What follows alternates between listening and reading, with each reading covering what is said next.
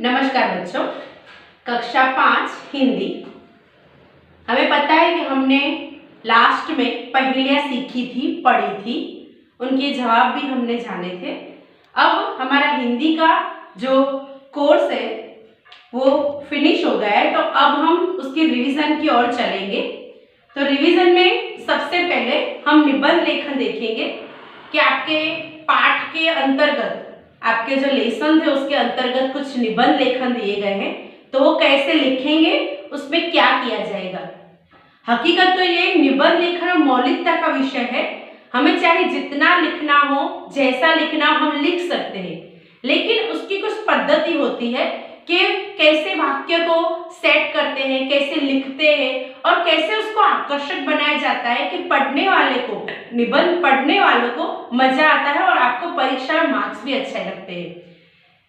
उदाहरण तरीके आप मेरी माँ लिखते हो, तो मेरी माँ में आपने अपनी माँ में जो गुण देखे हो, अपनी माँ में जो खासियत देखे हो, आप लिख सकते हैं, लेकिन वो उसका वाक्य सही होना चाहिए।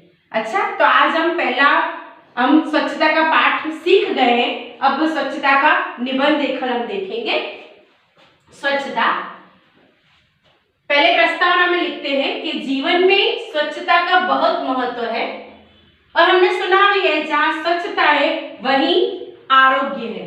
आप ऐसा भी लिख सकते हो, जहां स्वच्छता है वहां प्रभु का निवास होता है। फिर पैराग्राफ, शरीर को स्वच्छ रखने के लिए हमें प्रतिदिन यानी हर रोज स्नान करना चाहिए। दांतों को साफ रखने के लिए रोज सुबह मंजन या ब्रश करना चाहिए, जरूरी है। सप्ताह में एक बार नाखून भी काटने चाहिए, सब हम करते ही हैं, सिर्फ इसको लिखना है। हमारे कपड़े भी साफ सुथरे रहने चाहिए। इसी के साथ हम अपने घर और पास पड़ोस की स्वच्छता पर भी ध्यान दें। पहले प्रस्तावना में आपको जो लिखना है, अगर माँ का विषय तो माँ के बारे में कुछ पंक्तियां लिखो, कोई लेखक की हो, कोई आपने सुना हो, कोई गाने की पंक्तियां हो कि तुम कितनी अच्छी हो, तुम कितनी भोली हो, ऐसा। यहाँ स्वच्छता का है तो यहाँ स्वच्छता के बारे में प्रस्तावना दी गई है जो आप लिख सकते हो। फिर कौन सी चीज में हमें स्वच्छता रखनी है, हमारे शरीर से हमें शुरुआत करनी है। शरीर में क्या आता है, स्नान करना आता है। फिर दांतों की बात यहाँ बताई गई है। फिर सप्ताह में एक बार नाखून काटने की बात बताई गई है। फिर हम जो कपड़े पहनते हैं वो साफ सुथरे होने चाहिए और हमारे शरीर के साथ हमारे घर और पास पड़ोस की स्वच्छता पर भी ध्यान देने को कहा गया है।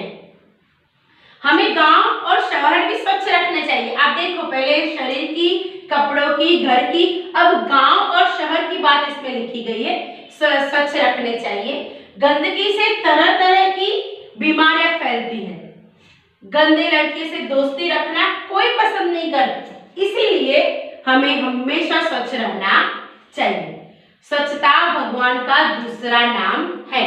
आप इसमें ऐड भी कर सकते हो कि स्वच्छता मुझे पसंद है, मैं अपने घर में स्वच्छता रखता हूँ या रखती हूँ, स्वच्छता से हमारा मन भी प्रफुल्लित रहता है। ऐसे कई सारे वाक्य हैं। निबंध एक ऐसी चीज है कि आप जितना भी बड़ा लिखना चाहो, छोटा लिखना चाहो, आप लिख सकते हो।